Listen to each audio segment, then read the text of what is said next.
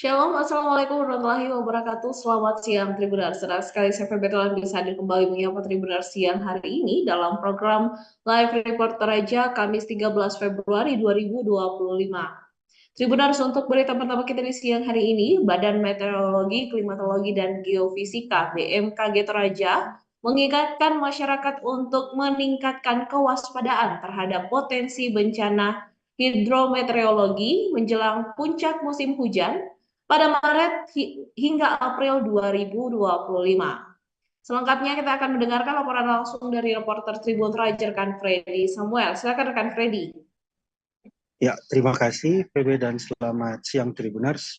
Jadi benar bahwa baru saja BMKG Toraja telah menghimbau kepada masyarakat bahwa untuk mengantisipasi bencana alam yang terjadi di Toraja, khususnya waspada hujan es hingga tanah longsor dan hujan deras di beberapa daerah baik di Kabupaten Tanah Toraja maupun Kabupaten Toraja Utara mulai dari bulan Maret hingga April tahun 2025.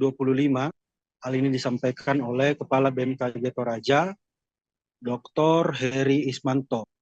Ia mengatakan bahwa walaupun kondisi hujan di Tanah Toraja dan Toraja Utara masih kategori sedang, namun ia meminta untuk masyarakat mewaspadai terkait bencana-bencana alam. Karena mengingat baik di Kabupaten Tanah Toraja pada tanggal 13 April 2024 lalu telah terjadi longsor di Kecamatan Makale, dan pada tanggal 26 April 2024 juga telah terjadi longsor di Kecamatan Buntao yang menimbulkan kerugian, dan juga ada 19 korban jiwa dalam kejadian tersebut. Dan untuk dari hasil pantauan BMKG Toraja Utara pada bulan Maret sampai April, untuk curah hujan bisa dalam kategori sedang hingga tinggi, mulai dari 200 mm hingga 400 mm per bulan, di mana fenomena ini terjadi hampir di seluruh wilayah Sulsel, namun ia mewaspadai daerah pegunungan di beberapa kabupaten di Sulawesi Selatan, mulai dari Enrekang, Toraja Utara, dan Tanah Toraja. Dan juga hal ini BMKG menghimbau ada beberapa langkah antisipasi bagi warga. Kurang lebih ada 4 langkah antisipasi, yaitu pertama, mewaspadai dalam kondisi hujan, yang dimana jika terjadi hujan dalam waktu yang cukup lama, mengantisipasi potensi longsor maupun banjir, masyarakat diminta untuk mengantisipasi dan mengevakuasi secara mandiri, menunggu bantuan dari pemerintah terkait.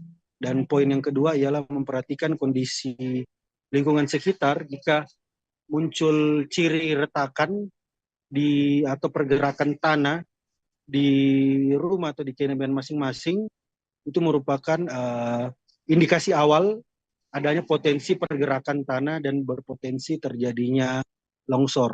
Dan yang ketiga ialah mempersiapkan tas siaga, yang dimana tas ini berisi kebutuhan evakuasi, perbekalan logistik, hingga surat-surat berharga di masing-masing keluarga.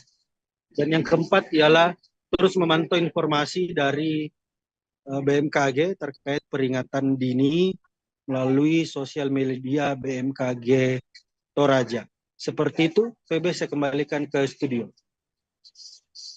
Baik, terima kasih rekan Freddy untuk laporannya dan selamat kembali bertugas. Demikian Tribuners, untuk berita pertama kita di siang hari ini, tetap bersama kami dalam program Live Report Toraja untuk mendapatkan update terbaru mengenai peristiwa seputar Toraja.